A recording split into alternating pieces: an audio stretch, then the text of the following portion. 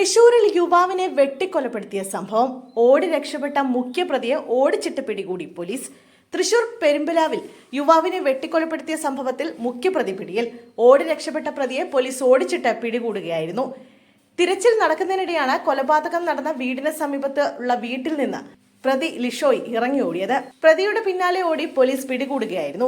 കേസിലെ മുഖ്യപ്രതിയാണ് ലിഷോയ്. ഇയാളുടെ വീട്ടിലേക്ക് വരുന്നതിനിടെയാണ് അക്ഷയെ ലിഷോയ് വെട്ടിക്കൊലപ്പെടുത്തിയത്. കൊലപാതകം നടന്ന വീടിന് സമീപമുള്ള വീട്ടിൽ പ്രതി ഒളിച്ചിരിക്കുകയായിരുന്നു. ബാദുഷ, നിഖിൽ, ആകാശ് എന്നിവർ പോലീസ് കസ്റ്റഡിയിലായിരുന്നു. ഒരാഴ്ച മുമ്പ് ജയിലിൽ നിന്നിറങ്ങിയ ചങ്ങനംകുളം സ്വദേശി ലിഷോയ്, സുഹൃത്ത് ബാദുഷ എന്നിവരാണ് കൊലപാതകം നടത്തിയത്. മരത്തങ്കോട് സ്വദേശിയാണ് കൊല്ലപ്പെട്ട അക്ഷയ് കൂത്തൻ.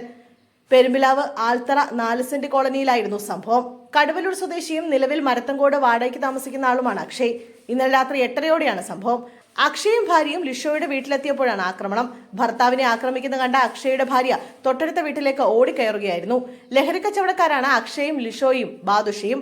കഞ്ചാവ് കച്ചവടവുമായി ബന്ധപ്പെട്ട തർക്കമാണ് സംഘർഷത്തിലേക്കും കൊലപാതകത്തിലേക്കും നയിച്ചത് എന്നാണ് പോലീസിന്റെ പ്രാഥമിക നിഗമനം. സംഘർഷത്തിൽ പരിക്കേറ്റ ബാദുഷ പെരുമ്പലാവിലെ സ്വകാര്യ ആശുപത്രിയിൽ ചികിത്സയിലാണ്. ഇയാൾ ഗുരുവായൂർ പോലീസ് സ്റ്റേഷനിലെ റൌഡി ലിസ്റ്റിൽപ്പെട്ട ആളാണ്. അക്ഷയുടെ മൃതദേഹം കുന്നംകുളം താലൂക്ക് ആശുപത്രി മോർച്ചറിയിലേക്ക് മാറ്റി.